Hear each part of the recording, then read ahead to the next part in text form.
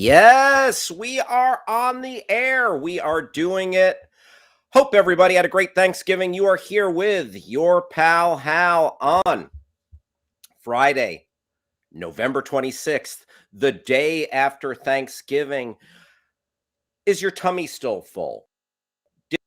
Did you have a tummy yesterday? Did you get a tummy ache? Tummy related. I want to know how your Thanksgiving was, and are you participating in Black Friday festivities? Are you going to be spending money at the big box stores? Are you waiting for Small Business Saturday? Are you waiting for Cyber Monday? I want to know. I want to know about your eating. I want to know about your shopping and just everything that you're up to. Are you at work right now? Are you working from home? Are you just chilling in the living room? Just hanging out, just maxing and relaxing. What are you up to? Let us know. And you could do that by communicating with us through your smart device. Get your device's attention with whatever word summons your device's attention, and then use the magic word say.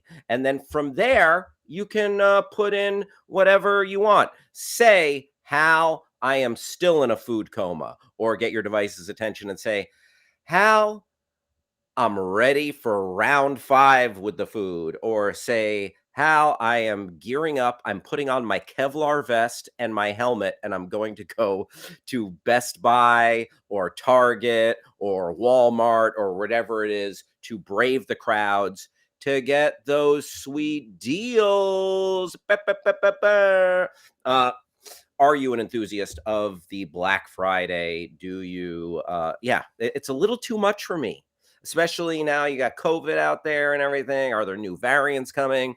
Is there the South African variant, the North African variant, the British variant, the Indian variant? I don't know.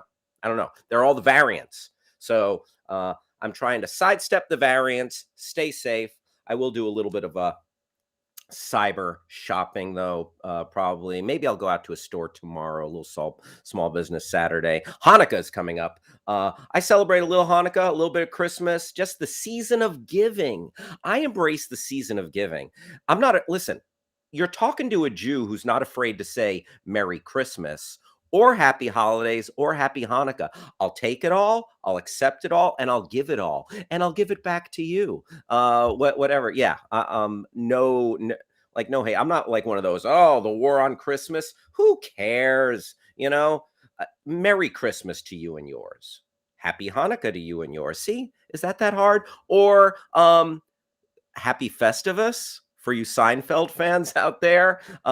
Listen, I'll celebrate Festivus with the rest of us. But I hope you had a great Thanksgiving. We were off yesterday, in here today, hanging with you. And I want to know how your Thanksgiving was. Again, talk to your device, or you can chit chat with us if you go to backchannel.tv.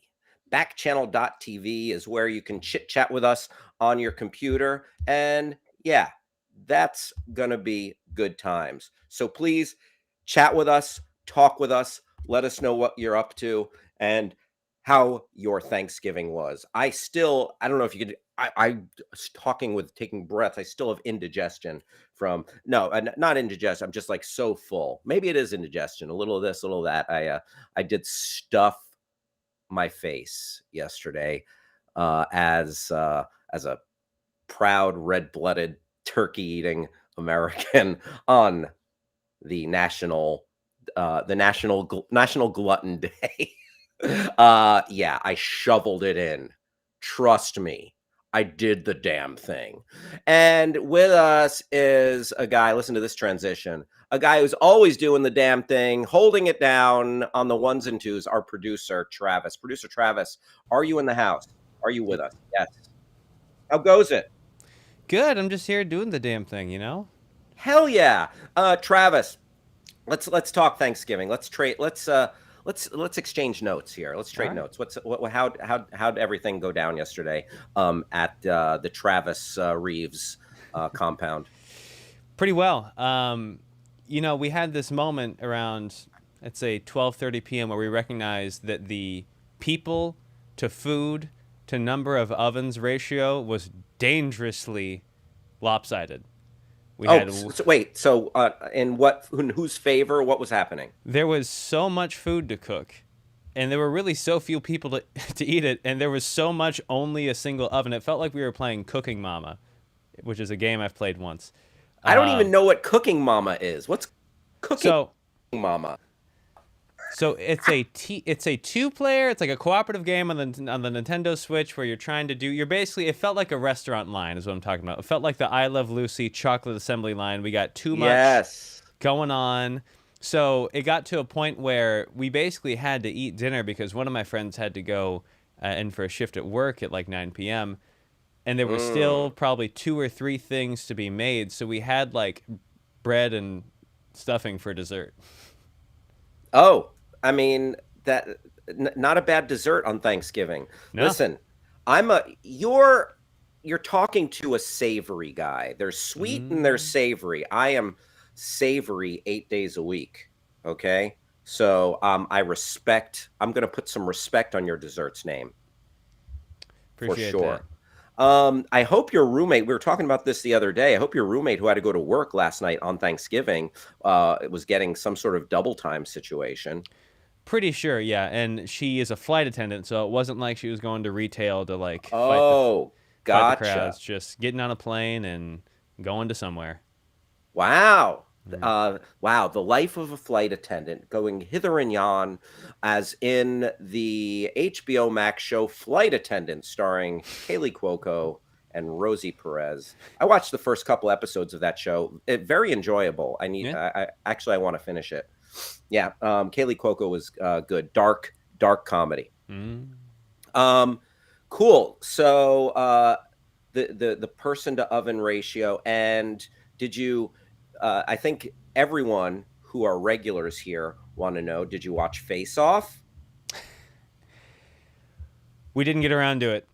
It didn't happen. I tried. I honestly tried, and then we almost pivoted to planes, trains, and automobiles, but it ended up by the time anyone had enough time to do anything else, it was 9:30 p.m., which on Hmm. Thanksgiving is effectively 2 a.m. So everybody Yes. just kind of went to bed.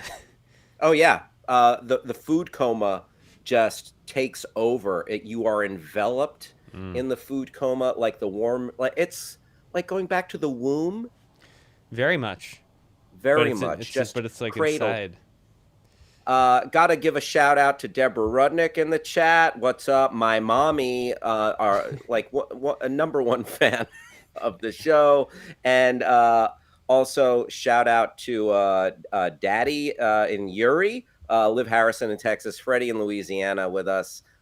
Great to see them back in full effect, and whoever's out there listening, thank you for listening, watching, whatever device you are hanging with us on. Stacy's in the house. Stacy is Welcome one back. of our great pals from the great state of Texas, representing regularly. All right, so yeah, no Thanksgiving tradition of face off. That's Mm-mm. okay. Plenty of time for face off in during this. I hope you're able to watch the John Travolta Nicolas Cage John Woo classic over the holiday season at Yeah, some we'll point. fit it in there.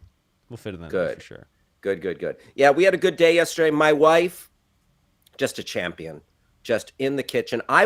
My job effectively is sous chef, Mm. uh, bus boy, garbage man, Hmm. errand boy. Run to the store. I had to run to the store and pick up a a pumpkin pie and a meat thermometer because you don't want your turkey to be frozen in the middle. And ours wasn't. Ours wasn't. My wife did a fantastic job, although I don't know if she's going to want me talking about this on the air. There's, listen, I've said this several times, so I'm not gonna renege on my promise to keep it 100. Hmm. Okay, Hmm. I want to keep it 100 here. I want to be honest because honesty is the best policy. Hmm. And my wife has a disconnect when it comes to gravy. she did not grow up with it. She grew up with cranberry sauce and not really gravy on Thanksgiving. And I'm a gravy. I'm a gravy boy. I'm a gravy boy who wants to row down a gravy ocean in a gravy boat, a gravy river. I want to go down a lazy gravy river in a gravy boat,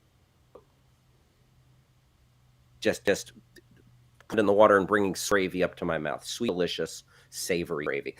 So anyway, my wife bought like this little box of gravy from the store, and it was it was just okay. I feel like that was the one thing that we could have. But my wife made stuffing from scratch, mashed potatoes from scratch. She cooked turkey. She made a pumpkin pie. Later, here's a preview of what's to come. This is the store-bought pie versus the homemade pie taste test. That Whoa. will we're going to break that off in a little while. Very nice, and I will enjoy it with my cup of coffee. Travis, it's just an excuse for me to eat during the show I because I support don't it. know about you. I get hungry during this show sometimes. And I'm like, damn, I can't be all chewing into the microphone, but it's the day after Thanksgiving, leftovers. Yeah. So shout out to my wife. She did an amazing job, and I might be on gravy duty next year. Mm. Is all I'm saying because she didn't really grow up with it. It was a she was a cranberry household with very little like savory gravy. Interesting. I didn't realize it was sort of a one or the other. You know, we had both. Yeah, no, I was talking to her mom. I was talking to my mother-in-law this morning, and she was talking about that the gravy is like it's just a lot of salt and fat, and like she wanted to be a little healthier, so they avoided kind of that gravy. And I respect that, but my take is on Thanksgiving, destroy your body. Like Yeah. put all food goes in body. No reading backs of packages. Just ingest food. I'm an eating bot. I'm an eating robot on Thanksgiving. So the rest of the year, I try to keep a healthy baseline. My mom had a nice Thanksgiving yesterday too. She went out to eat with my sister June. Shout out to June for providing my mom with a great Thanksgiving. I miss my mom. I hope some folks got to see their families out there and spend a little time. And if you didn't, if Thanksgiving is just Thursday to you, listen, respect to you. I know Thanksgiving is tied with a lot of colonialism and like nonsense and like some negative historical connotations, and I understand that and respect to you if you're not going to do it. Me, I'm going to eat like a hog in a trough. Okay, that's again, I can't say it enough.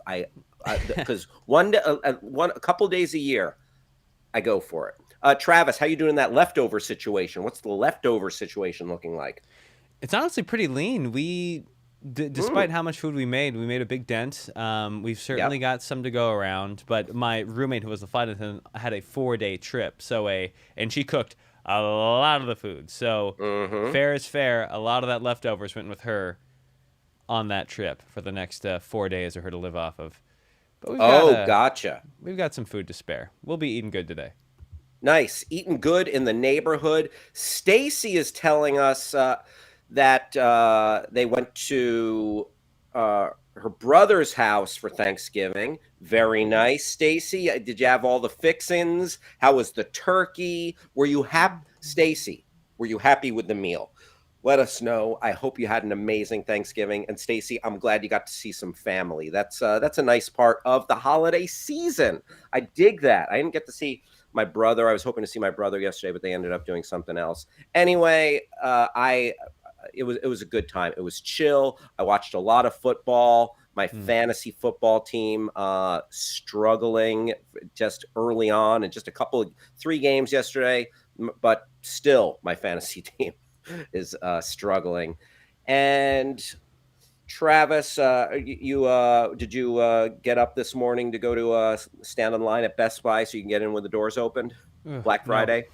No, No, yeah. I ate more bread yesterday than I think I had in the past calendar years. So this morning it was we were struggling.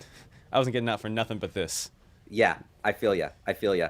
Stacy, very happy with the meal. Glad to hear it. Harper just joined us. Harper, great to see you. Thanks for being here. How are things over in across the pond in the UK? Harper coming to us from England, apparently. Harper, is there any? What's the equivalent of Thanksgiving in Great Britain? Is there? You can let us know by getting your device, whatever your smart device, however you get its attention. Use the magic word "say" and then tell us what's up. So say we never eat turkey in England, or say Christmas, or say whatever you like. Use the magic word "say" and then tell us what's if there is a big eating Thanksgiving type celebration in Great Britain, and or you can use your computer or whatever device, go to backchannel.tv and chat with us. Shout out to Rick from Texas. Welcome to the party, Rick. Glad to have you here. This is so over the course of the show, we're gonna do some news. We're gonna talk about some pop culture, some stuff that's gonna be good for you to watch, either on streaming or in the movies this weekend. And we're going to talk about some trending topics, and we're going to have some laughs, a couple of laughs along the way. Never hurt anybody. Some goofs, some gags, and maybe some sillies, along with the news and pop culture stuff. So, without further ado, let's jump into some trending topics. Trending topics. Do. We'll explore the Twitterverse. We'll see what's happening there, and talk about what's happening. I saw Tina Turner was trending, and I did one of these. Oh no, I hope she's okay. Woo! Did you ever see that? Denzel Washington. Is it a Denzel meme where it's like, oh, can you find that Denzel meme, Travis? Is that possible? Just to like. Oh, like I took just a sigh of relief. There it is. Thank you, Travis. There he is. Um, Denzel Washington, I believe, two-time Academy Award winner, one of the great actors of our generation, and the clutch meme when you find out. Yes. Oh my goodness. The clutch meme when you find out that the celebrity is trending for good reasons and not because they passed away. God forbid. God forbid.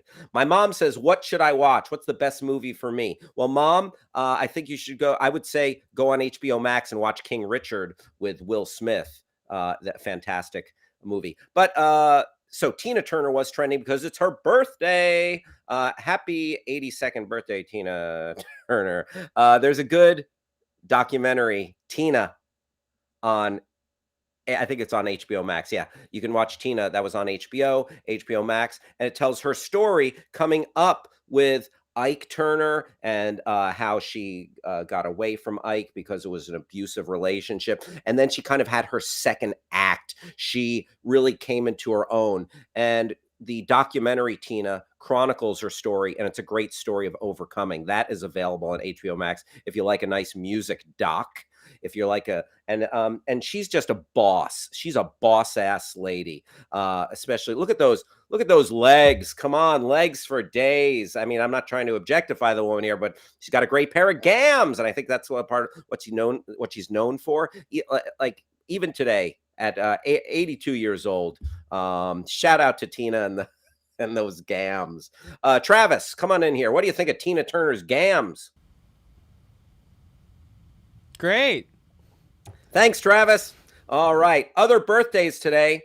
Uh, guess what? When it comes to birthdays, here's another one. I'm talking about DJ Khaled. It's DJ Khaled's birthday. Can you search a little DJ Khaled there, Travis? DJ Khaled.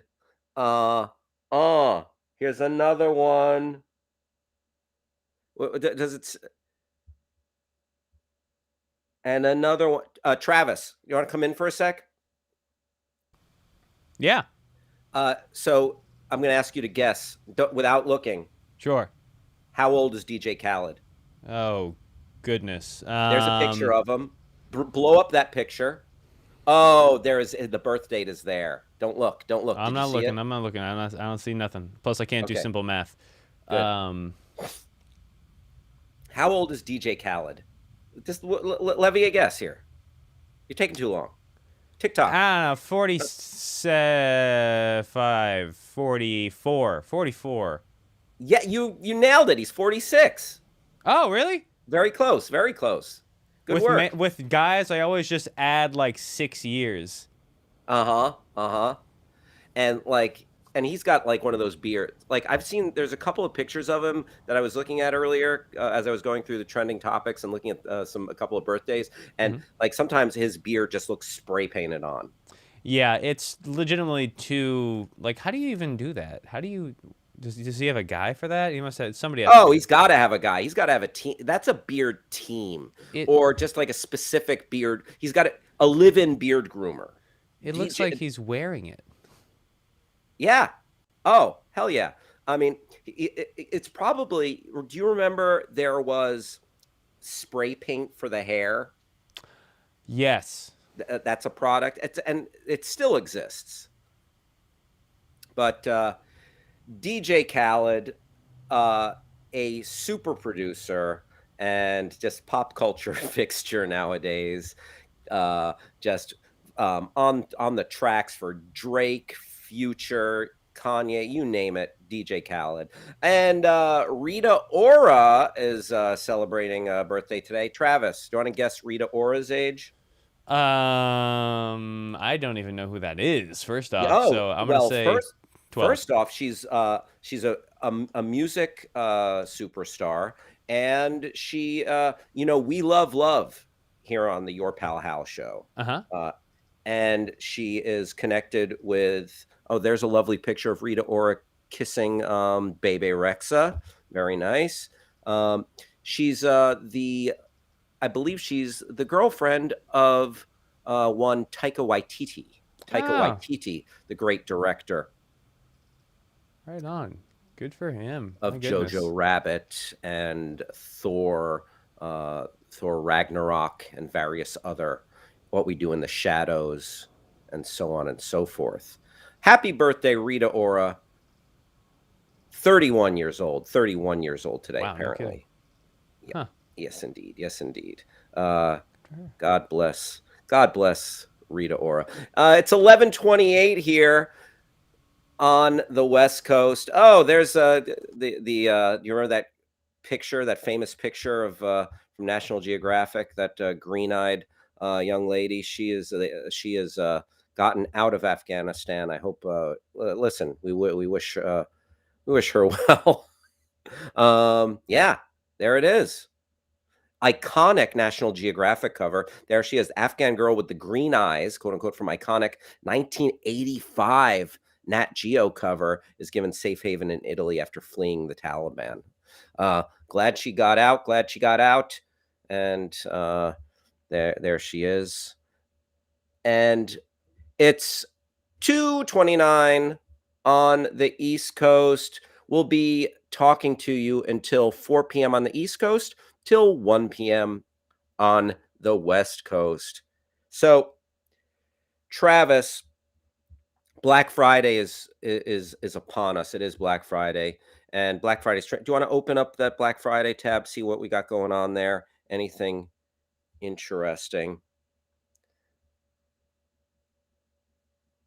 Hmm. So, I was wondering, like, how did that get to be this tradition of Black Friday? So, I'm going to do. I've opened up a. Oh, Stacy's going to go in lockdown. All right, Stacy, be safe, please. Uh, so, I was interested. How did today, the day after Thanksgiving, get to be known as Black Friday? So I've got some Black Friday information here, Travis, that I'm going to read for everyone and give a little history of not just Black Friday, but some U.S. history and the history of the season right here. So let's and this is in the about section of blackfriday.com. There's a website called blackfriday.com. So there you have it. Uh, let's uh, let's dive in here. Okay, so for millions of people, Black Friday is the time to do some serious Christmas shopping. And I don't know if this was this was updated in October of this year. Okay, because I know cyber shopping has really just it's here to stay. They came to play. But people do some serious Christmas shopping on Black Friday, even before the last of the Thanksgiving leftovers are gone, right? Black Friday is the Friday after Thanksgiving, and it's one of the main shopping days of the year in the United anywhere between November 20th and 29th. In 2021, Black Friday falls on today, November 26th. While it's not recognized as an official U.S. holiday, many employees have the day off. Yeah, I mean, listen, I am here working for you, even though I am half food comatose. Okay, that is how much I care. All right. Thanks for hanging out with your pal Hal. And except those working in retail. Yes, shout out to those on the front lines. Oh, if you have to go into a store and work today, my heart is with you. Please be safe. And I hope you do not get no Black Friday altercations, please. So, in which U.S. city did the term Black Friday originate? The term Black Friday originated in Philadelphia in the early 1960s. Philadelphia police griped about the congested streets clogged with motorists and pedestrians heading to the Army-Navy football game and looking for deals post-Thanksgiving. They were out in force and they called it Black Friday. According to History.com, Philly's biggest department stores tried to steer away from the negative name and call it Big Friday. Hey, oh yeah, Big Friday. It's big. It's Friday. It's big. It's Big Friday. But the rebranding of Black Friday to Big Friday did not stick. Now, in a non-retail sense, it also describes a financial crisis of 1869. So right after the Civil War, a stock market catastrophe set off by gold speculators who tried and failed to corner the gold market, causing the market to collapse and stocks to plummet. Now, they called it Black Friday. Interesting, because I remember I was alive in way back in 1987 for Black Monday. Black Monday was a huge precipitous drop of the stock market that took place way back in the 80s. And I have just bits and pieces, vague, like not really, but I just a snapshot in my mind, I remember. So why is it called Black Friday? So here's how they really zeroed in. So that was the birth of the term. Here's how they really zeroed in on calling it Black Friday. The term Black Friday in the retail sense was coined in the 1960s to mark the kickoff to the Christmas shopping season. Black refers to stores moving from the red to the black, back when accounting records were kept by hand, and red ink indicates a loss and black indicated a profit. There you go. And that's a very common term. Oh, we're in the red. We're in the black. And ever since the start of the modern Macy's Thanksgiving Day Parade in 1924, the Friday after Thanksgiving has been known as the unofficial start to a bustling holiday shopping season. There you go. So Black Friday, obviously, I knew this, but it's nice to hear it put into those terms and have some dates and specifics tied to it. That Black Friday has to do with the black ink right there in the ledger. Listen, that's when a store, it's going to make its nut for the year. You're selling, you're doing all this. Listen, our store's got to make the nut for the year. Black Friday. That's what I'm talking about. Why did Black Friday become so popular? Here we go. As retailers began to realize they could draw big crowds from discounting prices, Black Friday became the day to shop. Even better than those last minute Christmas sales. Yeah, today's the day to get them deals.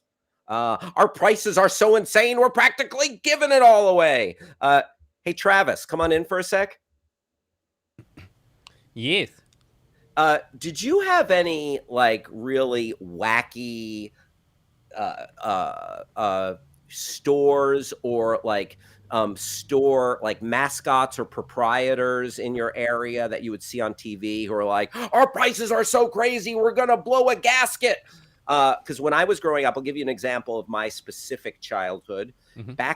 I grew up in New Jersey, Mm-hmm. and back in Jersey, New York, the tri-state area, you had a store called Crazy Eddie. And Crazy Eddie, our prices are so low, I'm insane. Our prices are so crazy, you're gonna think I'm insane. I'm Crazy Eddie. Like, not trying to shame any like mental illness or anything or being sensitive to that, but that was literally Crazy Eddie saying. Did you have any local TV spokespeople like that, Travis?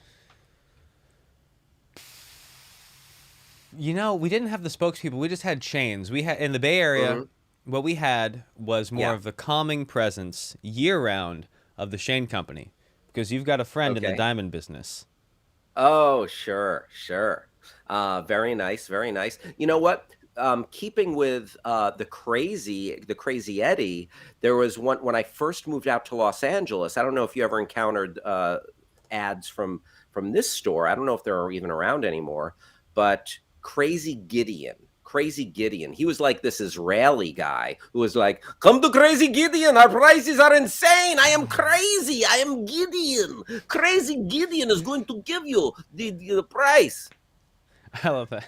I'm Crazy Gideon. I'm crazy, and I'm Gideon. Yes. I don't know if he ever actually said that, but He I didn't feel hear. like, yeah. I wonder if my Israel, I'm a Jew, and if I go to like Israel or something, I'm wondering if my Israeli accent will translate in Israel. I'm Crazy Gideon. The prices are insane. Um, but I'm workshopping my Israeli character. Uh, crazy. I'm gonna have to do a variation of that. I got to come up with the perfect name. Uh, Travis, thank you for sharing your recollections of the year. So I take it you bought a lot of jewelry, and you bought diamonds? No, it's just that if you ever listen to terrestrial radio for more than Yes. 5 minutes in the Bay Area, you hear about the Shane Company, open weekends till 8, Saturdays and Sundays till 5. Locations in Cupertino, San Mateo, Novato, and Walnut Creek. Shane Company. You've got a friend in the diamond business. Wow, was that all from memory? Yes. Holy crap, It was Travis. all the time. I applaud that big time. All right, I'm going to jump into a few more Black Friday facts. We're learning, folks, today on the history of the day. Uh,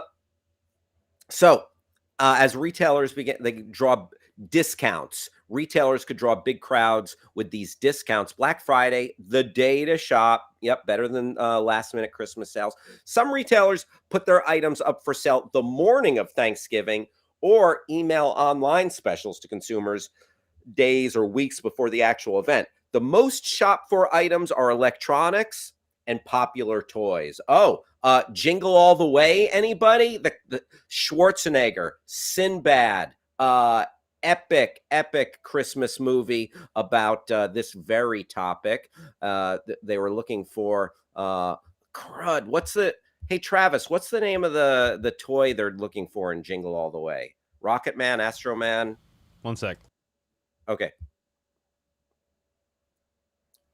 The Jingle All the Way toy, kind of like Cabbage Patch Kids. That's very much. Oh man, I can't believe I'm blanking out. Truth be told, I've never seen Jingle all the way through. There it is. I just admitted to you. Oh, Turbo Man, Jingle All the Way. Wow, Jingle All the Way, 17% on Rotten Tomatoes.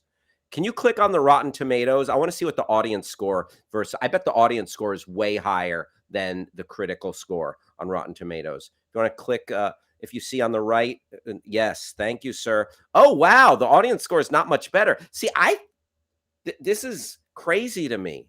Jingle All the Way, 17% on Rotten Tomatoes. From the critics revile it. The audience barely tolerates it. Jingle All the Way. The critics revile it. The audience barely tolerates it. My mother likes the Israeli accent. Very good, Deborah. Okay, back to a little Black Friday.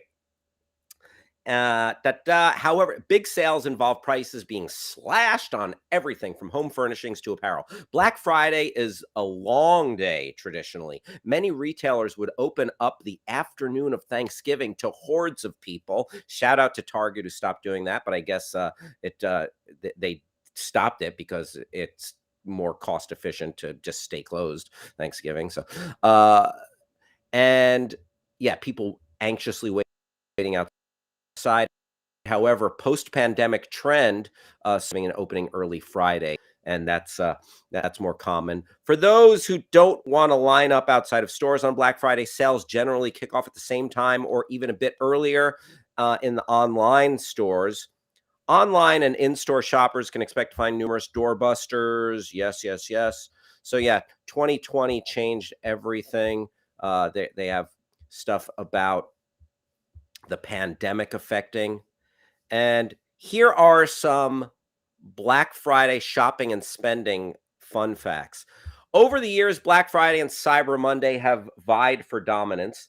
In 2020, Cyber Monday was the top day consumers planned to shop, with 30% saying they plan to shop Cyber Monday sales, compared to 24% saying they plan to shop on Black Friday.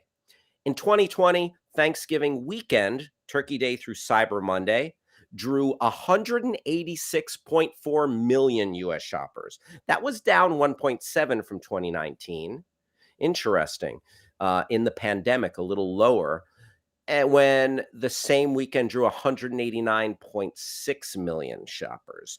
Thanksgiving weekend drew 165.8 shoppers in 2018 and 174.6. Oh, so we've gone up precipitously. 189, 186. During the 5-day Thanksgiving weekend 2020, shoppers spent an average of $311.75 on holiday purchases. Not bad, but that's down from 2016's 361 and down slightly from 2018's $313.29.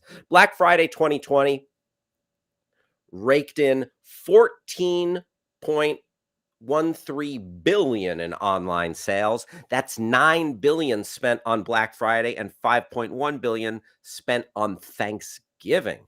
That's a 19% increase over 2019. Okay, Black Friday 2019 raked in $11.9 billion in online sales. Black Friday 2018, $9.9 billion in online sales. Black Friday 2017, $7.9 billion in online sales. Black Friday online versus in stores. 2020 was a record-breaking year for online shopping. I mean, yeah, raise your hand if you just bought things on Amazon because you were at home during a pandemic and didn't have a ton to do. Yeah, I did. I did a little bit more online shopping, I think, in 2020 than I done ever before in my life. It's like, yeah, gonna be at home, so gonna buy stuff. Just gonna shop, gonna buy stuff. Yeah. It's a good way to kill time. Spend money, kill time. That's how that works. So let's see. Okay, in 2020, the top selling products on Thanksgiving and Black Friday were Hot Wheels, Super Mario 3D All Stars, Animal Crossing, AirPods, Apple Watches, Lego sets, HP laptops, and Samsung TVs. The source is Adobe Analytics. On Black Friday, the top Black Friday products were the Echo Dot, the Fire Stick TV Fire Stick, smart devices, just like the one you might be listening to me right now on. Very nice. And if you are listening, thank you for hanging out with your pal Hal. It is 11:45 a.m. on the West Coast, 2:45 on the East Coast. We're going to be with you till 4 p.m. on the East Coast, 1 p.m. on the West Coast. I want to thank you for kicking it with your pal Hal and producer Travis. We are with you 5 days a week, the weekdays, Monday through Friday. And I appreciate you being here. Also, I would love it if you would participate in the show. I want to hear what you're up to. Are you Black Friday shopping? Do you avoid the stores like the plague on the Black Friday? Looking forward to Cyber Monday? Let us know. Get your device's attention and talk to us. So, however you summon your smart device, then use the magic word say and then drop in whatever info you want to tell us after that. So, device's attention, say I go to the stores and I keep a taser in my pocket on Black Friday. That's a little intense. It's a little too intense for me. Or say I never shop on Black Friday. Or say I am still waiting for it to open. And when is Circuit City gonna open? They're just not opening yet.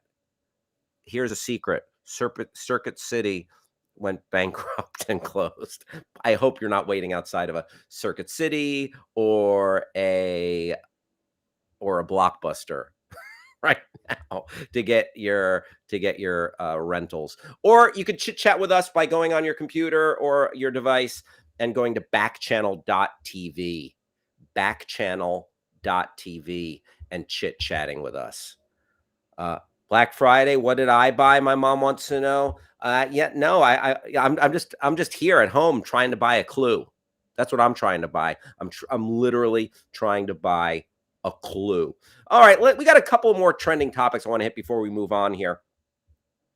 Okay, so Travis, did you see this? Travis, let me ask you a question. Yeah. How big of a Sex and the City guy are you? The show, right? Yes. Not very. So, yeah, like you're wanting to verify what I was even asking about. That told me all I needed to know. Me, not a huge fan. But I've seen an episode here and there. I lived with my sister years ago, and when Sex and the City was on, and she was a big fan. So, and but let me ask you this, Travis. Mm-hmm. Are you more of a Carrie, a Samantha, a Miranda, or Charlotte? Which one are you?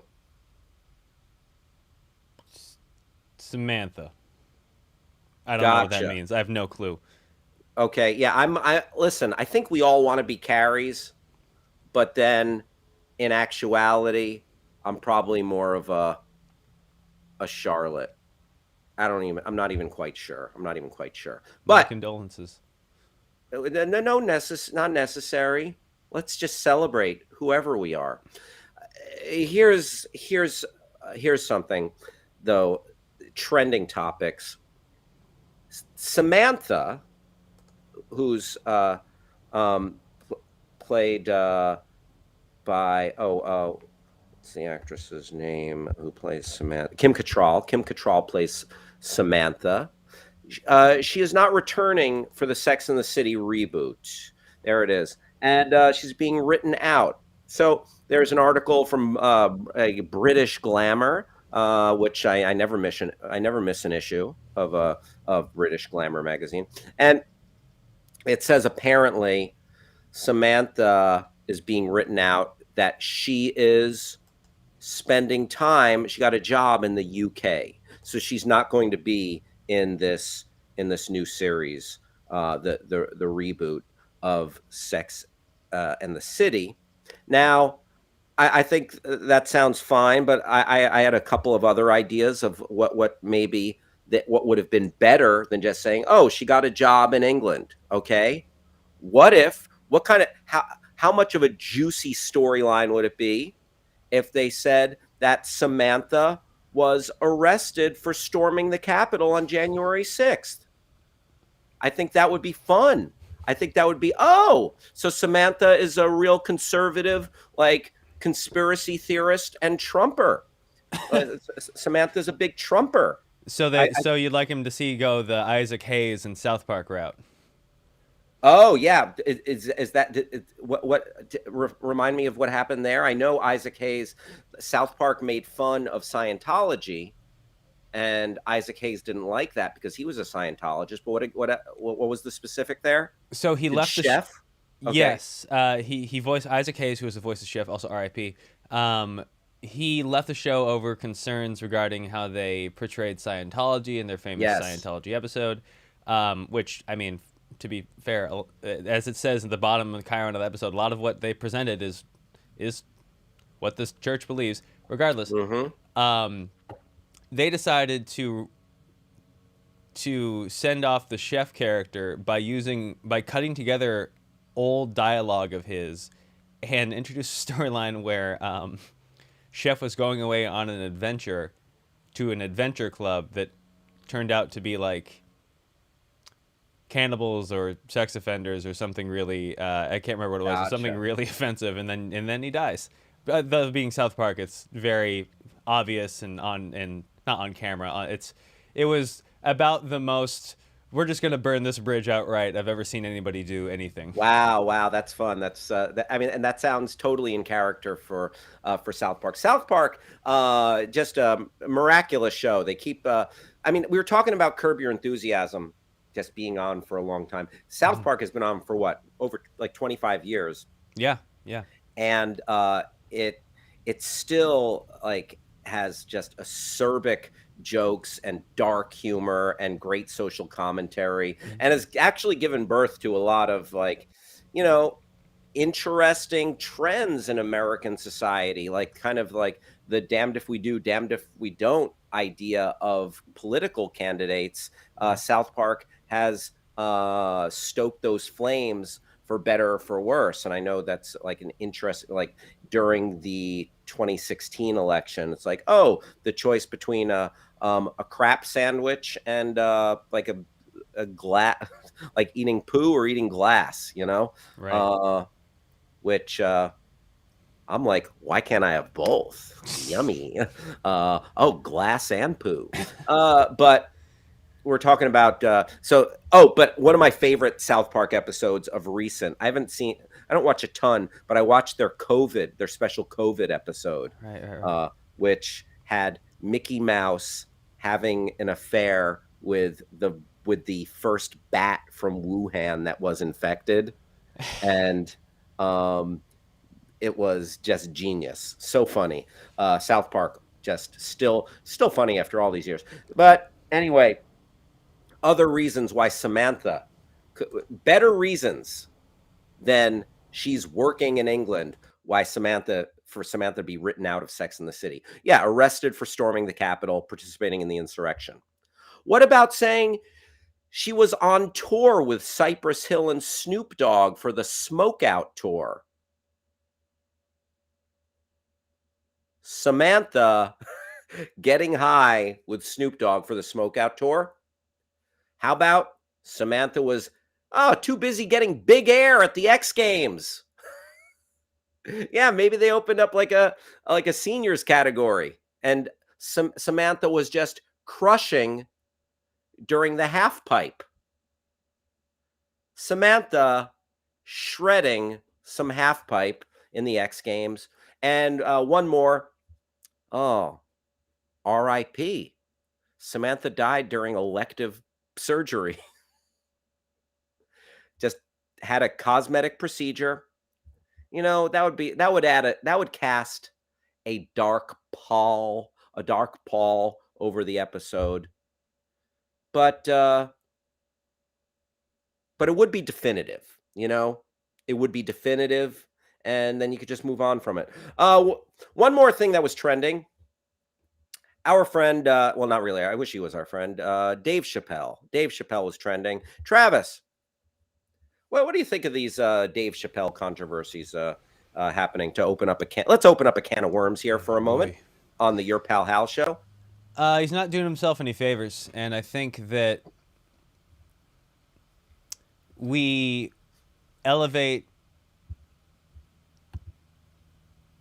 people too high and hold them to not necessarily an impossible standards, but it's one of those Yeah, things where we say, climb to the top of the ladder, and then they do, and we say, why are you so high up? Get down.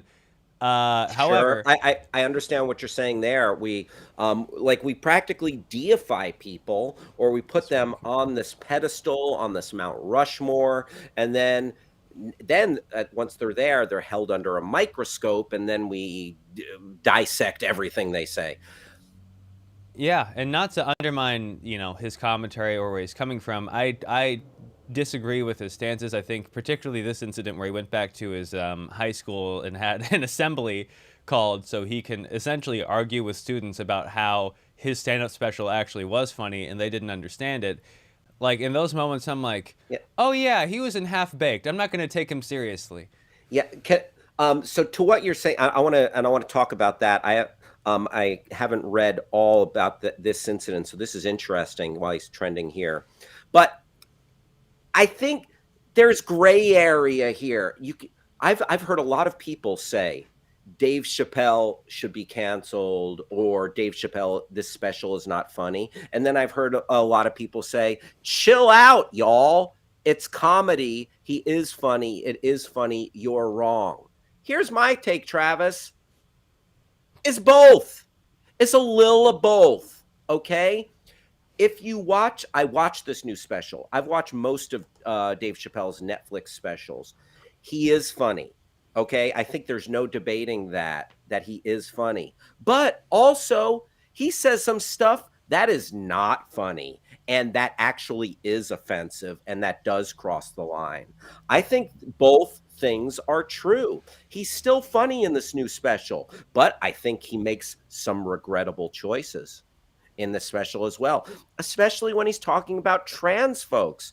I think he disrespects like the very notion of the foundation of what makes of what being trans is, and the depth that the of this decision. It's not something people choose lightly. It's probably the toughest realization, and to realize this and to live one's truth in this way, it's something deep, and that I think he really has disrespected in some of the ways he goes about talking about it, and I think it's extremely regrettable. But guess what, at the same time, this master comedian does have some funny comedy bits within this episode, or within this special. So I think it's a little bit of both. Surprise, surprise. He's funny and he crosses a line, and those things kind of coexist. Now, I think it's not black or white. It's gray area, and he is one of these guys. Dave Chappelle is one of these comedians where I'm like, oh, you're going into some dangerous waters oftentimes. And I'm not talking about the trans stuff, because I think his point of view is overly simplified and oftentimes tired and unfunny. That aside, he often goes into dangerous, choppy waters. He'll walk into minefields, and I'm like, oh, this is not funny. I'm not going to laugh at this. And then I'm like, damn it. You got me, Chappelle. You made me laugh. You made me laugh at something that's very dicey. And that's a skill of a master comedian, to be able to thread the needle. And like, oh, there's a very small window where you can make this funny. And he does it time after time. Other people who do that, I mean, there are many, but like Bill Burr can also be very good at unexpectedly making you laugh at something that, oh, it's dark. This is a dark place, or he's on a very slippery slope, and he does it. So Dave Chappelle, I think he's one of the best. I think he's still very funny, but I also think he crosses the line, and he needs to he needs to just get out of this pattern of hitting the LGBTQ community. So let's if you want to click on this story, Travis, he went back to his high school, yeah, just to challenge young people. In a sense, Dave Chappelle reportedly visited his old high school to speak to pupils days before Thanksgiving, encountering a mixed response from the student body. On Mm-hmm. Tuesday, Chappelle stopped by DC's Duke Ellington School of the Arts to take part in a Q&A session with staff and 580 students, according to Politico. He also handed out 600 Thanksgiving meals and tickets to a screening of his new film, quote, Untitled, a documentary about putting on a live comedy show while grappling with the pandemic and the aftermath of George Floyd's murder. Website reported that Yeah, if I Chappelle could was, touch on that of for a course. second, Travis. I Mm-hmm. mean, so Dave Chappelle, he's getting called out for his trans stuff for good reason, I believe. But at the it's tough because yes, call him out on that stuff, but also he is often a very positive social contributor when talking about issues. His special 846, which addressed the tragedy of the tragic murder of George Floyd, he was very just so thoughtful and eloquent in the way he spoke about what went down in that horrific incident. Like masterful in the way he spoke on that, getting the the horrors of the murder of George Floyd to really resonate in such a thoughtful way. 846. It's not a funny comedy special. Then again, yeah, how do you make that funny? But it's so just thoughtful and a fascinating listen and watch. The Dave Chappelle 846 special. 846 being the amount of time that Derek Chauvin knelt on George Floyd's neck. So Dave Chappelle really encapsulating and crystallizing some powerful thoughts on a horrific incident.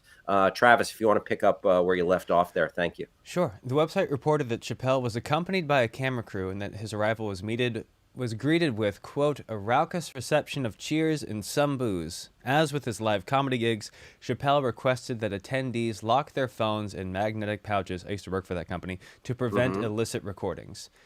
8 students are understood to have questioned Chappelle directly, among them a 16-year-old who called Chappelle a, quote, bigot and said, I'm 16 and I think you're childish. You handled it like a child. Mm. Yeah, so heavy stuff being lobbied. One thing that they touch on in this article that was interesting is Chappelle is very. I mean, I understand, not wanting to have. That's been a bit of his for a while. I went and saw him and John Mayer in like 2017. There was another one of Right. those. Can't have your phone. Put it in this pouch thing. All good. But there were still some, not leaks necessarily, but some hearsay. According to 2 students who relayed the conversation to Politico the following day, Chappelle responded to the 16-year-old, quote, my friend, with all due respect, I don't believe you could make one of the decisions I have to make on a given day. Some parents, meanwhile, were unhappy that Chappelle had used the N-word during his Q&A. When a student told him, your comedy kills, Chappelle responded using the N-word saying, that are killed every day. The comedian spokesperson, Carla Sims, told Politico they are complaining that he talked and they said the N-word. If anything, Dave is putting the school on the map. Mm. It's so it starts to become this thing of I have problems with the way you're talking about this, and then Chappelle and even his representatives being like, look, I don't know why you're complaining. We just we got this school press, and we've gotten other Yeah, I people don't to know come here and about speak. that. I don't know if that's a yeah, I don't know if that's a selling point. Here's the thing. I am never going to tell a person of color when they can or cannot use the N word. I think that's a very personal issue, for people of color to decide on their own, and for and especially for an artist, an entertainer, a comedian, his stream of conscious, his talking, that is his art form. So I think it's in social situations and in how he creates. I think that's a personal thing, and I think especially for a white guy yeah, I'm not going to wade into that. Chappelle makes some good points, but I'll just say this: like he needs to, like as far as saying you're a bigot. Yeah, in regards to the trans stuff, Dave Chappelle called himself a turf, which that's like going on your. That's like getting on your pulpit. That's like he has a huge sphere of influence, Dave Chappelle, and that's like standing up and saying, I am a homophobe, or saying I am a racist, or saying I am an anti-Semite, for him to say I am a TERF. Okay, that's a, a difficult, that's a destructive term Yes, toward for any trans people. for any who are unfamiliar, TERF is an acronym that stands for Trans Exclusionary Radical Feminist.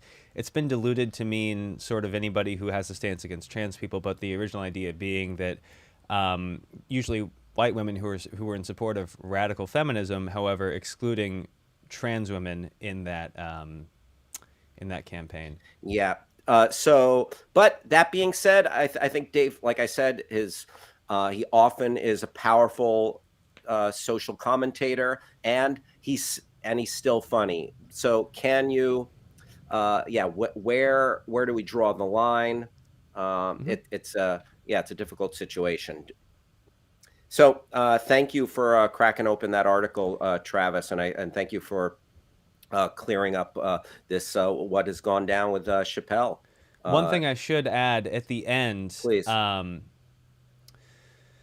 let's see, where was it there? Chappelle appeared to Yeah. harbor no ill will against the students, at one point turning to the camera to condemn potential death threats against the pupils who had protested him. This school had staged a protest against the special earlier, and the students had begun to receive death threats.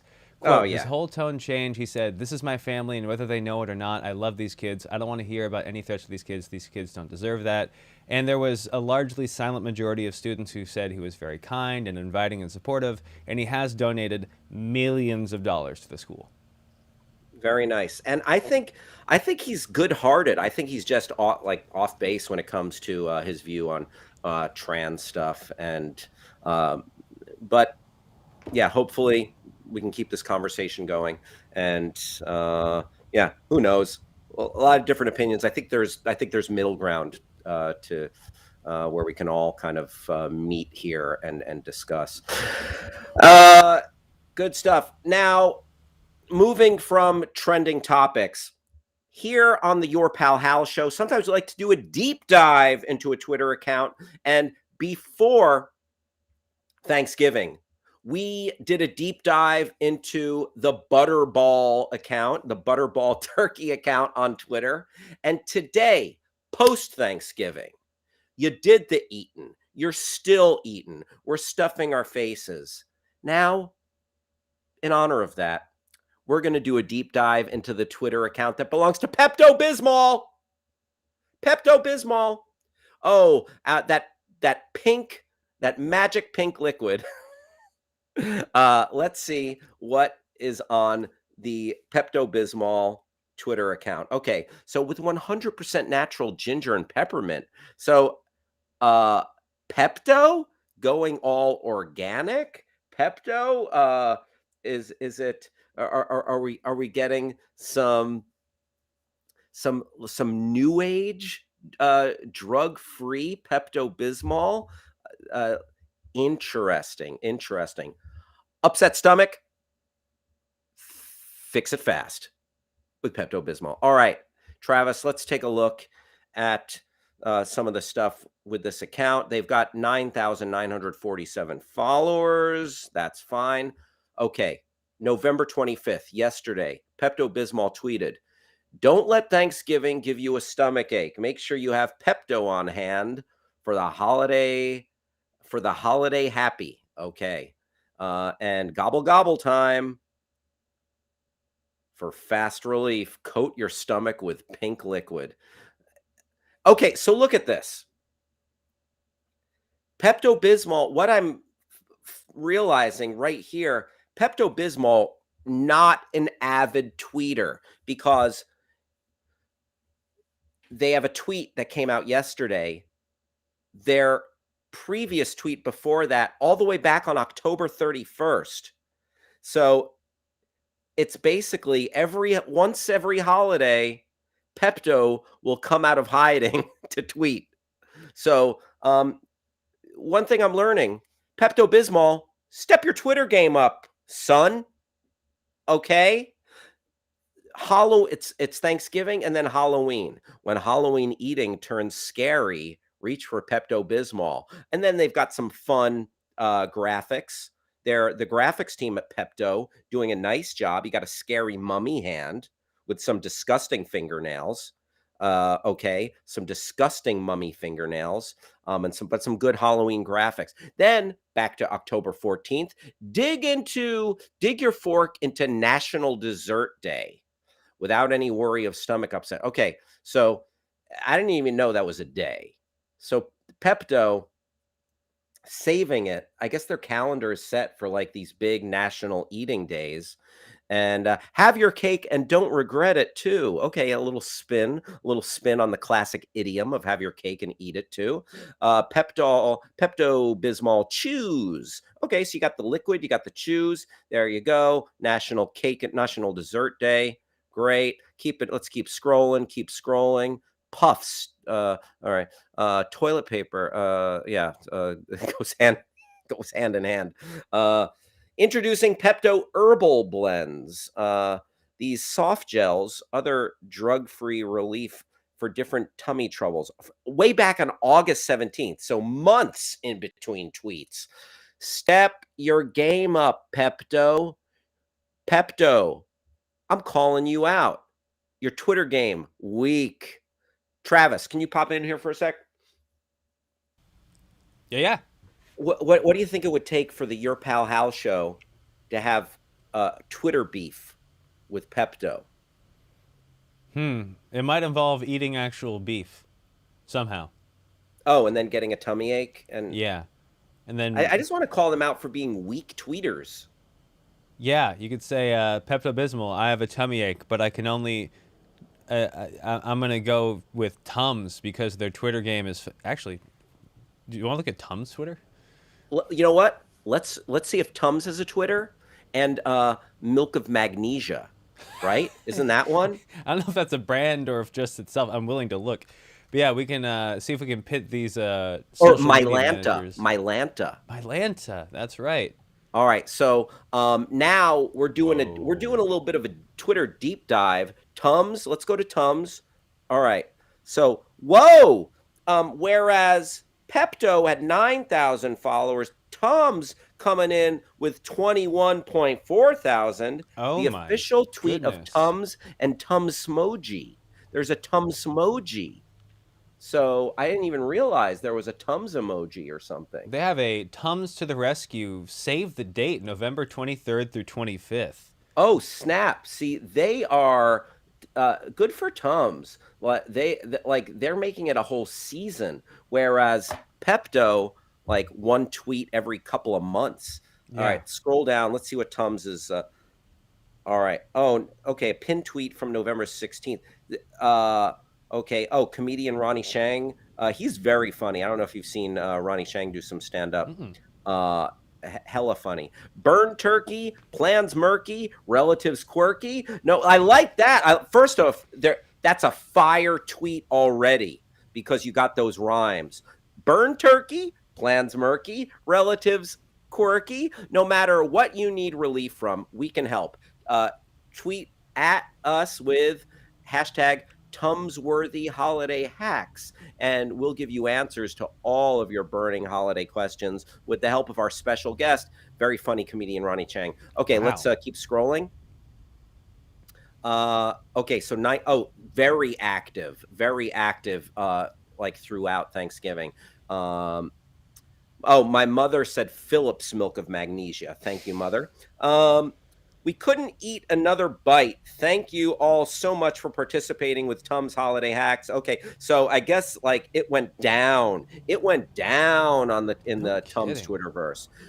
Next tweet: if you've got guests, don't drink alcohol, tap water. But if you've got guests that don't drink alcohol, tap water, but like in a really fancy wine glass. Recommended by Ronnie. Okay, Ronnie Chang coming through with it. That's fun. Give them tap water in a fancy glass. Here's a quick fix for avoiding political arguments. Take out the boxing gloves and start recording. Uh-oh! Yeah, Tums did it right. They hired a professional to come with the jokes and the quips. Nicely done. Here's another one. Grandma asking about your love life? Ask about hers. Power move. Oh, Are you getting any, grandma? Yeah, maybe I'm still single. What up? What up with you? Nicely done. Yeah, I, yeah, 5 stars, Tums. Yeah. 5 stars. Hey, Hal, should I stir the pot here? Uh-oh. Do it. What do you got? Let's see here. Let's Oh, see. very nice. Okay, Travis is going to tweet at Tums. Let's see here. Let's see here. Let's see here. We're gonna say, is there any reason why? Oh, well, first off, if I could spell. So here's the thing. Should I ask? Is there any reason why What are you thinking? Tums Mm-hmm. Twitter game is Yes. so much hotter than? Oh, you're getting My goodness. an emergency Yeah. there.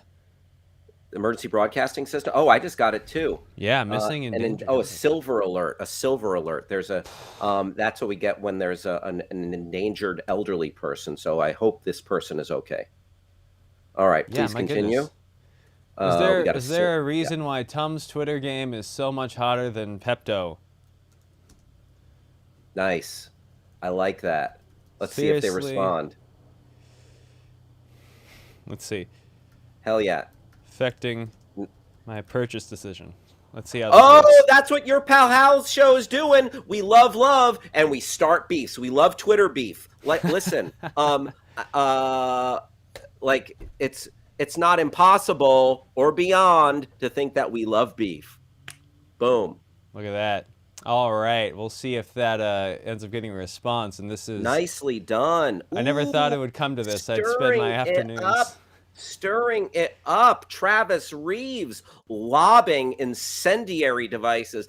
Travis throwing a Molotov cocktail into the Twitter sphere here. Yeah. Nicely done. Please let us know immediately, Travis, if you hear anything. 1,000%. And you know, Milk of magnesia? Yeah, let's see what's up. They got nothing.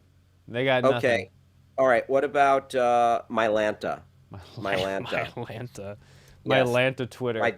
Listen, I love my doctor says Mylanta. That's Is that's how the you phrase say, that pays. How do you spell Mylanta? Let's see. Mylanta, yeah? Is that it? No? No, I think it's yeah, that is it. Mylanta. It looks like they are yeah, they're off the Twitter game too. Step game up, Mylanta. You know what? We're gonna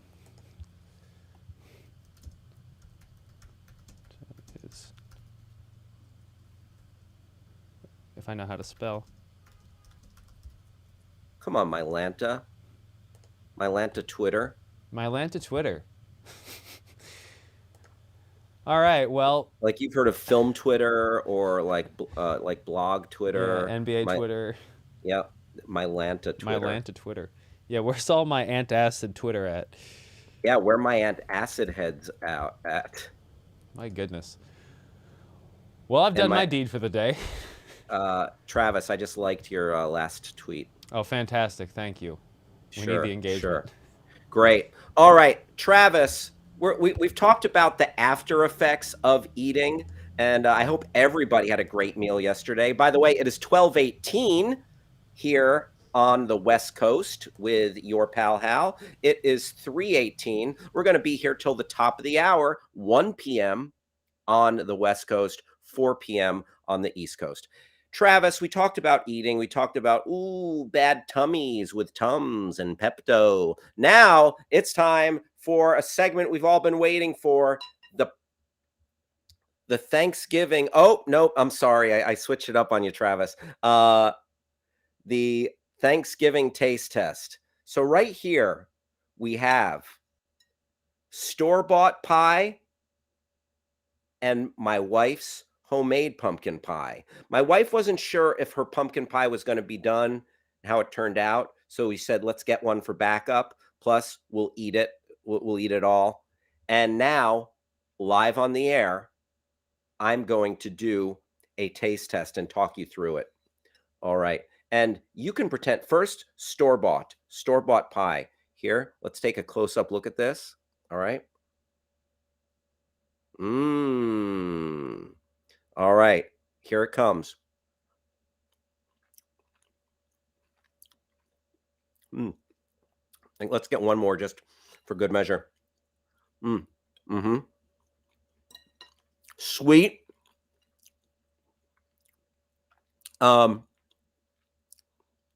Pumpkiny. Not, I like that it's not too sweet. It's a more of a subtle flavor. It's not powerfully flavorful, but it's almost like it has just enough. And a very straightforward pumpkin flavor. Okay.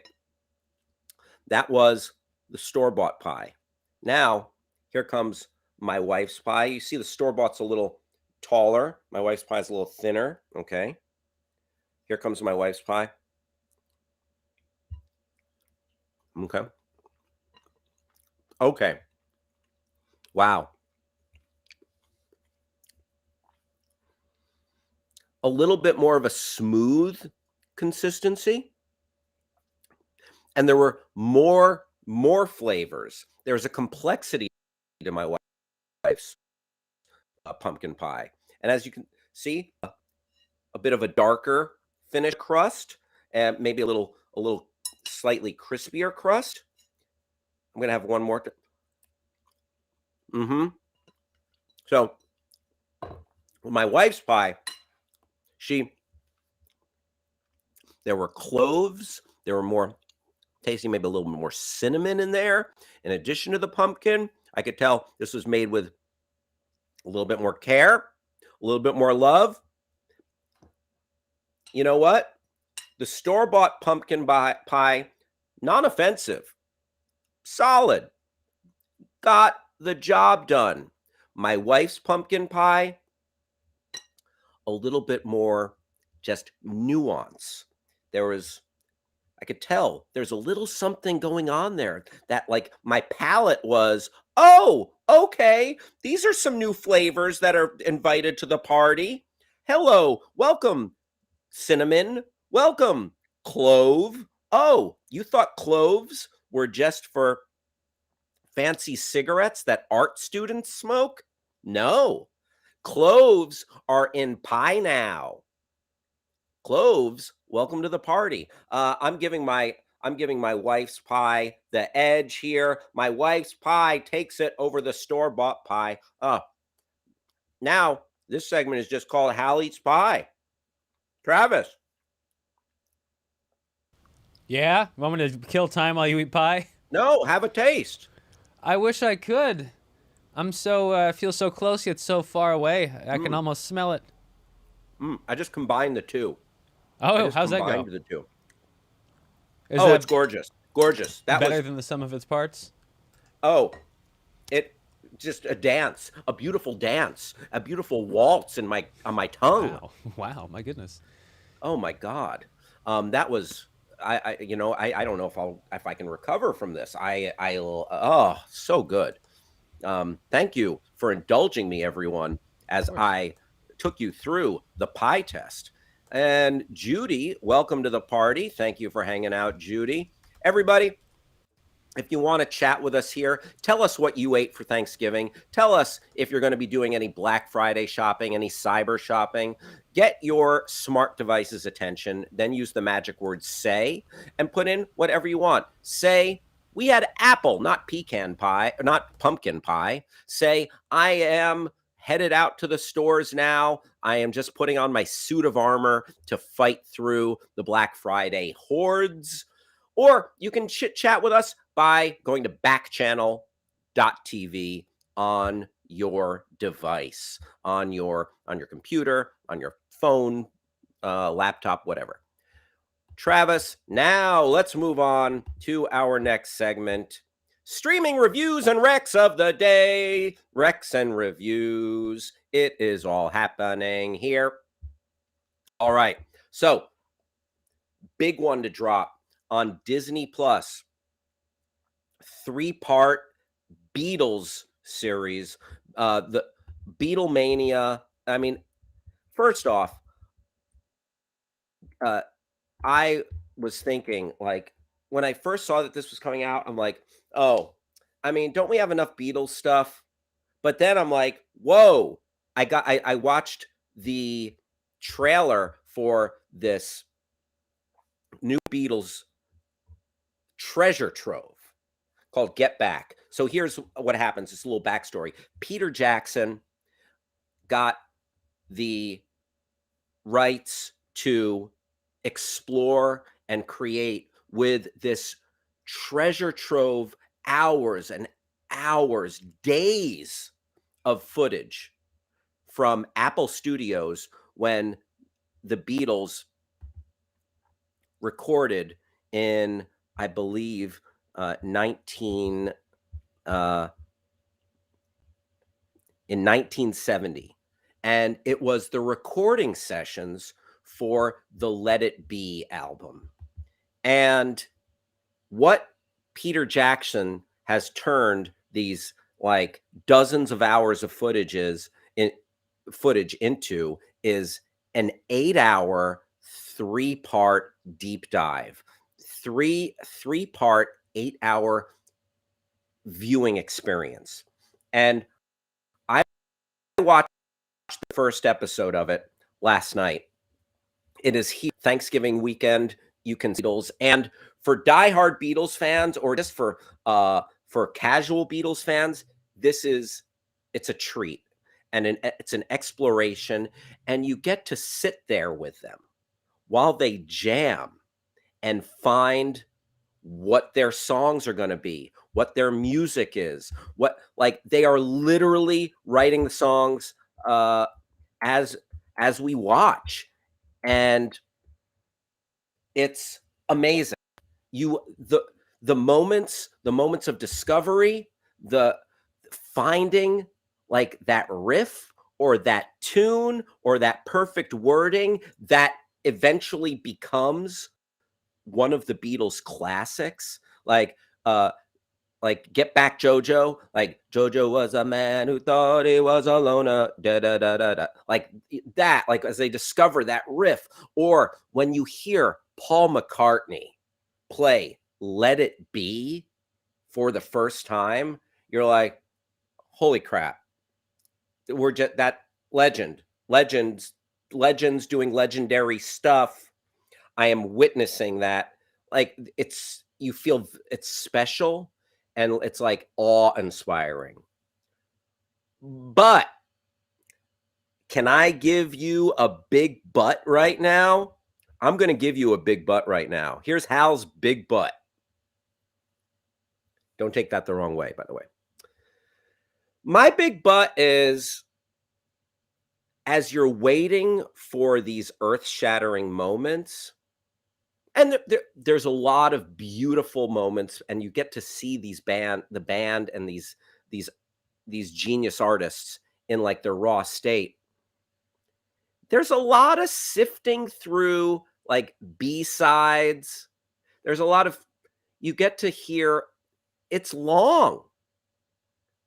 I'm wondering, might we have been better served to have, instead of this 8 hours of wait, and like part of me was like waiting to get to the songs that we know, because there's a lot of jamming and finding stuff where it's like, oh, I don't know this song.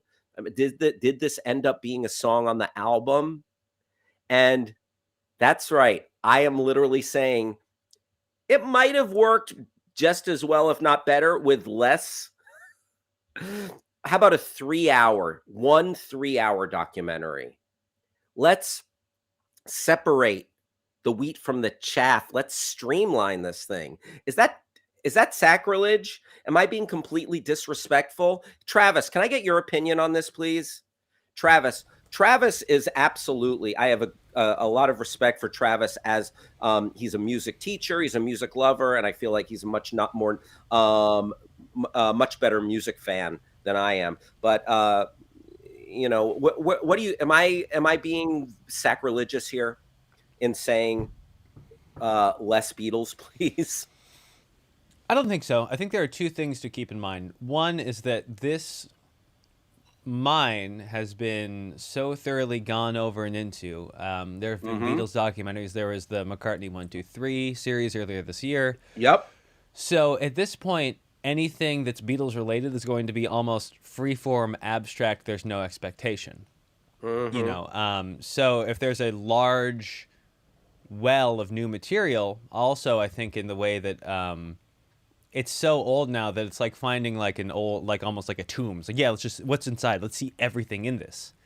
But more importantly than that, we got to remember this is Peter Jackson. He made three Yes. movies out of The Hobbit.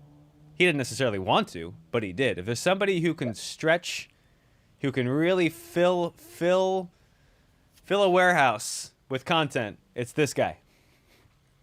The the dude makes trilogies. That's what he does. Lord of the Rings, The Hobbit, now Get Back, the Beatles. And you know, Travis, I think you really nailed it there. What are we to expect? What are we to expect? One satisfying 3 hour movie, or three movies taking up 8 hours? That's going to be, yeah, a little column A, a little column B. Yeah. uh, so again, if you are a huge sitting there like we are not worthy at the altar of watching these four guys create during this thing, listen, respect if that's how hard you dig the Beatles. Me, I mean, yeah, probably the greatest musical group of all time. I mean, I can.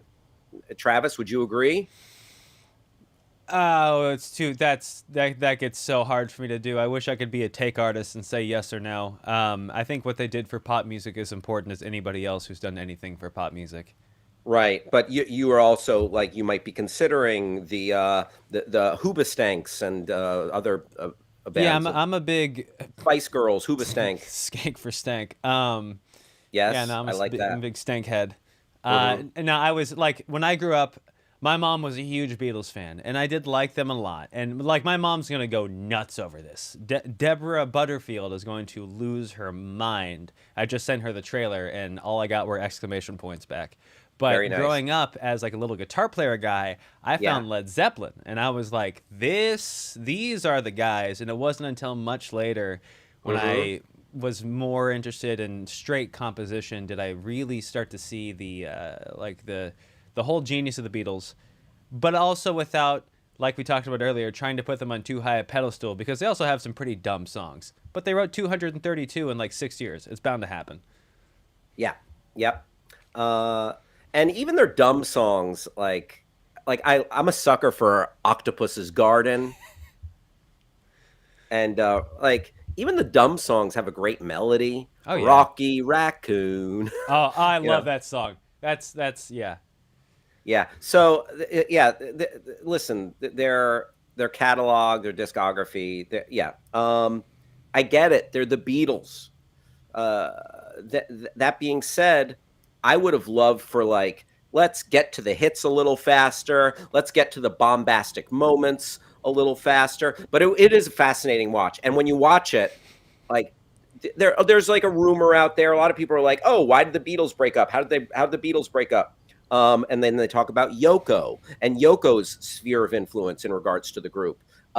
Very interesting to Mm. see Yoko is there in full effect, and to see her her close proximity to them during the album recording process. Fascinating, fascinating. As well as Linda McCartney. Linda McCartney's there, and but to see like the difference between Yoko and Linda, yeah, fascinating stuff. So absolutely worth checking out. Beatles Get Back. It's in 3 episodes on Disney Plus as we speak. I think it's being released one episode per day. So the first one, at the very least, is up right now. Go check it out on Disney Plus. Yeah, scratch the itch, satisfy the curiosity, get into some Beatles. It's worth watching. I found it was a little, maybe a little self indulgent, but then again, it's the Beatles. Who the hell am I to say less Beatles? The greatest pop act of all time. The Beatles, Paul McCartney, John Lennon, George Harrison, Ringo Starr. uh, those are the Beatles. Welcome to check out a new documentary, Get Back, filmed by the Peter, recorded and edited by Peter Jackson. Peace and love, peace and love. All right, I am going to stop imitating the Beatles, and let's see what's as far as streaming recs and reviews. That is something you can watch in the comfort of your own home this weekend. Let's check out some stuff that is going to be in the that is dropping this weekend that we can see in the theaters and or at home. Also on Disney Plus, big weekend for Disney Plus. We have Hawkeye. Are you an Avengers fan? Have you watched the Disney Plus shows that are taking place in the Marvel Cinematic Universe so far? You've had 3 of them. You've had WandaVision, Falcon and Winter Soldier, and Loki. Now, I would say Loki is probably my favorite because it just was so sharp. It just handled its business so well. It was so cool to see Loki other Lokis going against the Time Key, I thought was the best, the most well done. Also because Tom Hiddleston as Loki is just so watchable, so funny and entertaining. So that, and Owen Wilson, he was great. I second most on my list so far, ranking the 3 Marvel shows that have dropped on Disney Plus. I liked WandaVision just because it was very experimental. The way it handled its homage to classic television and setting up that world, and then juggling the actual storyline and Wanda Maximoff trying to keep them in this bubble and fighting against the government agencies. I thought it was really well done, and I like how they took serious chances. That was fun to see them gamble and roll the dice. And then third, Falcon and Winter Soldier. Falcon and Winter Soldier I thought was great, but it was a little bit Marvel by the numbers. Okay, it's like, oh, that's the same kind of Marvel stuff we've been getting for the past 10 15 years, however long the MCU 13 14 15 years has been cranking it out, and it felt very much that same flavor. I'm like, this is a good flavor, but I like the stuff with a little just as my wife's pie versus the store-bought pie, I like some with a little bit more interesting. It's like, okay, that's a new thing that I haven't really seen before. I was a little more interested, but Falcon Winter Soldier was well done. Now, Hawkeye just dropped, and you've got Jeremy Renner, Haley Steinfeld. She is having a moment. She is kicking butt. She's all over the place, Haley Steinfeld. And let's check out some of the thoughts out there for Hawkeye upon first blush. What are people saying about this? So let's go over to Rotten Tomatoes. Hawkeye coming in at a robust 93% on the tomato meter, 88% audience score. I'm going to just read a couple of quick thoughts here. Let's see a couple of reviews on early reviews on the Hawkeye series. First off, a 90s style throwback buddy comedy that brings back personalization and grounded fun to the MCU. Okay. Yeah, when you say grounded fun, yeah, Hawkeye, he's like Batman in as much as he's like a well-trained, practically a ninja with his bow and arrow and like the way he conducts his business, but still a human being. He doesn't have like the super soldier serum like Captain America. He doesn't Hulk out. He doesn't have like mystical powers like Doctor Strange or anything. He's just a dude with a bow and arrow, essentially, who knows how to murk folks. He knows how to kill people. So yeah, a little more grounded. And I know he's essentially, Haley Steinfeld is kind of like the next Hawkeye. She's like the Hawkeye in training. Mark Mazoros from the News Herald of Willoughby, Ohio says, call us intrigued by, but not smitten with this first third of Hawkeye. Okay. So if the worst case is it proves to be a little more than a light holiday treat, it's hard to be too much of a Grinch about that. Thanks for all the holiday framework and context of your review there. Okay, let's see. Oh, here's one that didn't like it. A negative review.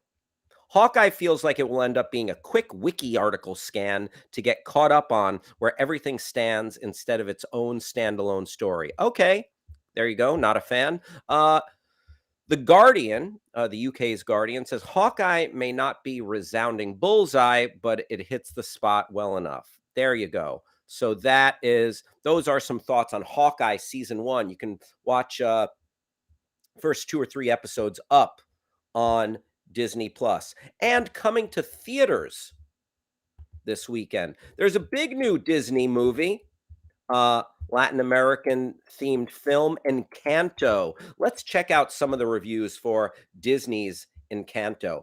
Certified fresh, 92% on the tomato meter, 94% on the audience score. And let's check a couple of these reviews for Encanto owns its tears. Oh, bring the tissues, all. You're going to cry, okay? Inarguably, it's an out-and-out delight, says Robbie Collin of the Daily Telegraph.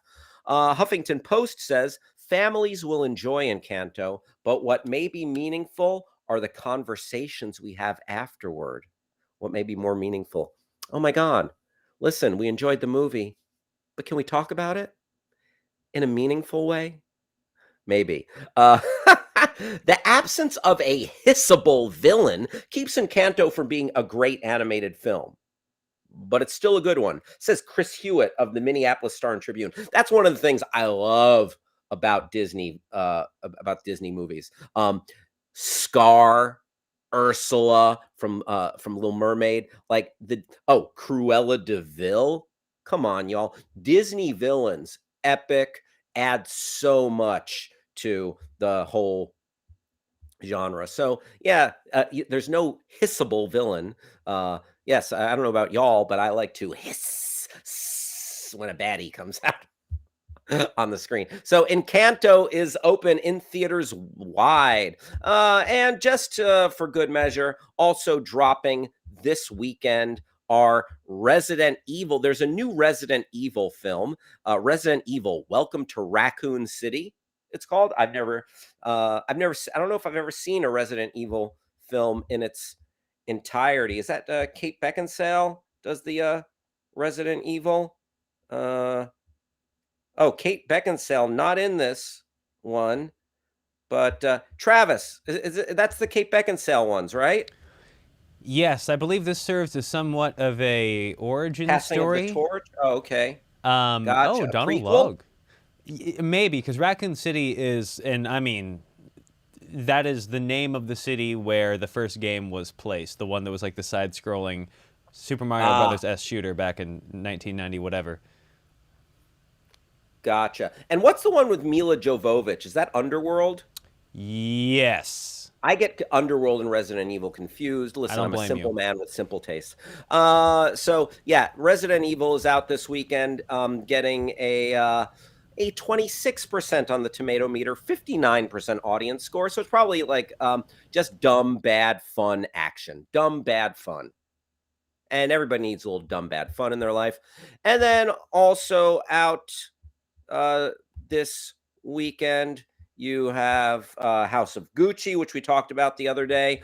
8-Bit Christmas, which is looks like a fun video game themed movie. So a few movies out there if you're thinking about hitting the theaters this weekend. And let's see what else we got on tap here. Okay, so one other thing. So we're getting towards the end. I just want to read. Here's the thing. How was your food yesterday? We talked about Travis and I talked about our meals. I hope you ate till your heart's content, stuffed yourself, And maybe you had a bad meal, maybe you had a good meal. Right now, I'm going to take you in to some very bad meals. I'm going to read a couple of bad Yelp reviews here. Let's see. Hopefully, hopefully it's we can. Hopefully, their pain will give us some pleasure. Here's a 1-star review for Bar 107 in Los Angeles, California. All right. If I could give half a star, I would. I love dive bars, but this place has a terrible vibe. The bouncers are worthless human beings who pat down everyone and denied me entry for absolutely no reason after I had been stopping by a few times a month and live across the street. This place has zero respect for its patrons and should just go away quickly. Don't be fooled by the cool S on the walls or a line on the weekends. Oh, and one time around 6 p.m., a rat was running around the main bar and someone killed it with the bar stool, resulting in blood all over the floor, which wasn't even properly cleaned up. This place sucks. Okay. Wow. That took a turn. That took a turn. It is now reportedly permanently closed. Wow. I wonder if it was that review that spelled doom for Bar 107. Could have been. Damn. Sorry, Bar 107. All right, let's read one more bad Yelp review before we hit a couple of our segments to end the show.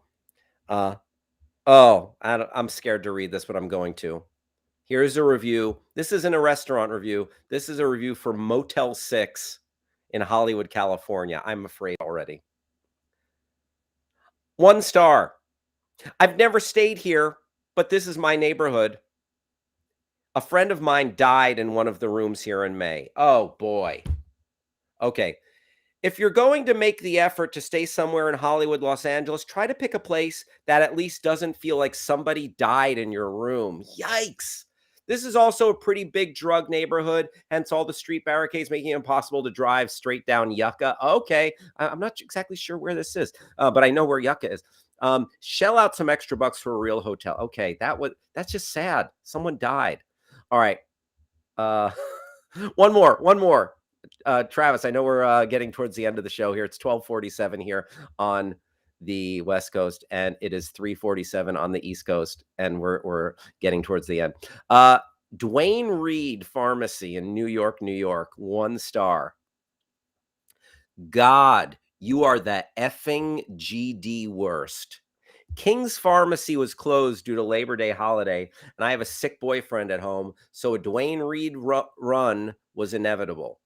I do not appreciate getting charged a bottle deposit ×2 for Gatorade on the bottle of said Gatorade. There is no New York State recycling. I do not appreciate when I brought it to the cashier and the same manager dude who was spiky hair and a tie from my last train wreck of a trip here. I was met with blank stares, stammers, and no offer to refund. In fact, I was told it's only 10 cents. Yes, true. Okay, so yeah, very spicy about the bottle deposit. Oh, and then one more line here. Also, nice job on being out of Advil, bastards. All right, so yeah, a tough one for Dwayne Reed right there. Dwayne Reed, who has since been acquired by Walgreens. There you go. So that's what I call big pharma. Yeah, it's not. It's not Procter and Gamble. It's not whatever other pharmaceutical company. It's when Dwayne Reed acquires Walgreens. Those are the pharmacies. Big pharma. Okay. Travis, let's hit some of our patented segments to wrap up this great Black Friday show. Thank you for everybody hanging out with us. Your pal Hal, having a good time. Still a little bit bloated, a little bit worse for wear from the just all of the eating and everything from yesterday, but having a great time talking to you folks. And let's do a little this or that. This or that. All right. And okay. You know what? Let's keep it Thanksgiving themed because we're all probably scooping some of this stuff, going to be scooping this stuff into our yaps for a couple of days. Uh Here it is. Mashed potatoes or sweet potato? Mashed potato or sweet potato? What is it? Is it? And also, what is the difference? Travis, could you pop in here for a second? I don't know if I asked you this. Did I ask you this the other day? Hmm. What's the difference between a sweet potato and a yam? No, but I have that pretty much on hand. Oh, I would love let's deep dive into that. So It's we're asking first off. Let me just give everybody, if you want to participate here, go to backchannel.tv and type your answer in. Talk to us. Is it sweet potato or baked potato? Or sorry, sweet potato or mashed potato? Where are you going? Or you can get your device's attention, use the word "say," and then say whatever you want. So smart device, say mashed potato. Smart device, say sweet potato. To clear this up quickly, yams are starchy and have a rough brown exterior. They can grow up to 45 feet long and are eaten in parts in Latin America, West Africa, the Caribbean, and Asia. Sweet Wow. potatoes are a New World root vegetable, have a softer, reddish skin and a creamier interior, and often a darker interior. So they are, in fact, different vegetables. Wow. There it is. Yeah. Sweet potatoes. Yeah, my mom, Deborah Rudnick, she all about the sweet potato. Travis, any thoughts? Oh, sweet potato all day. I mean, I love a French fry. I love a potato, but it's a platform. Sweet potato has its own flavor. It's a dessert vegetable. What's not to like? Yeah, and you know what? You can go extra sweet with it. Like people do sweet potato with like marshmallows and like candied and Oh all yeah, that, right? yeah. But equally as good with butter. Oh, a little butter and brown sugar on that bad boy. You got the sweet, you got the savory. Mashed potato, a classic. Mashed potatoes and gravy. Yeah, don't get me wrong. I will get all up in that business. You know what I'm saying? But sweet potato, uh, I feel like just sweet potato is that much more special. Yeah. There's something. Potato, I feel like regular potato, it's kind of like a basic bitch, you know? Yeah. It's like kind of like, all right, I get it. I get it.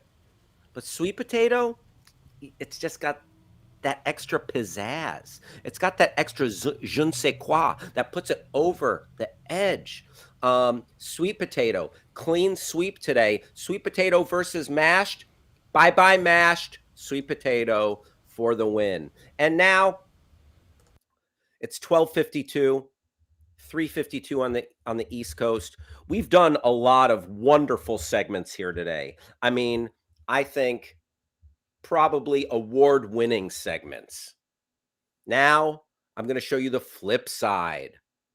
What were the rejected segments?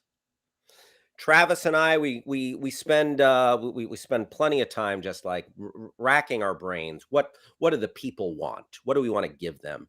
And then sometimes we're like, should we give them this? No. Sometimes it's like, should we? Yeah. Oh, looks good. No. This is a rejected segment. This rejected segment that we were very close to doing. We were going to spend a half hour during the show on a segment called The Goose is Loose. And all that segment would have consisted of is me, your pal Hal, chugging Grey Goose vodka. Travis really wanted me to do this segment. Isn't that right, Travis? Yeah, I thought this was it was our first real sponsorship opportunity. I mean, we're courting. We are desperately courting sponsors every day, from Tums to Butterball. But this would have been another one. I just think it might have hurt the quality of the show. I would have gotten drunk quickly and dangerously drunk because, listen, don't get me wrong, your pal Hal loves to throw back a couple of drinks. Mm-hmm. But this would have been, the Goose is Loose would have been me chugging out of a Grey Goose bottle. And that it just would have gone sideways very quickly. I might have, I might have gotten a loose tongue. I might have started saying some, who knows what I would have been saying. It, like conspiracy theories, some like I might have gotten a little dirty, gone a little blue. It could have been very destructive. Also, I might have gotten sick. So we're all lucky that we omitted and rejected the segment "The Goose is Loose." Yeah. Fair enough. For now, if they pony up the dough and they're like, Hal, here's a couple of bucks, chug the goose. Listen, I can be. What I'm saying is, I'm always willing to sell out. Here's $4. Drink this. You're on. I can easily. I will sell to the lowest bidder. Yeah. And in my attempt to entertain. And I want to thank you for hanging out with me today, folks. Your Pal Hal. We are about to bounce on out of here. I hope you have an amazing holiday weekend filled with leftovers, fun, good stuff. Enjoy yourself this weekend. Be safe. We'll be back on Monday. And again, we are here with you 5 days a week, Monday through Friday, from 11 a.m. to 1 p.m. on the West Coast and 2 p.m. to 4 p.m. on the East Coast, and at the corresponding times for whatever time zone you are in. And got to thank everybody at Backchannel. Thank you again to everybody who hung out with us today. And thank you to producer Travis for holding it down. And thanks for my mom for hanging out in the chat. Love you, Mom. Have a great weekend, everybody. We'll see you on Monday. Bye-bye.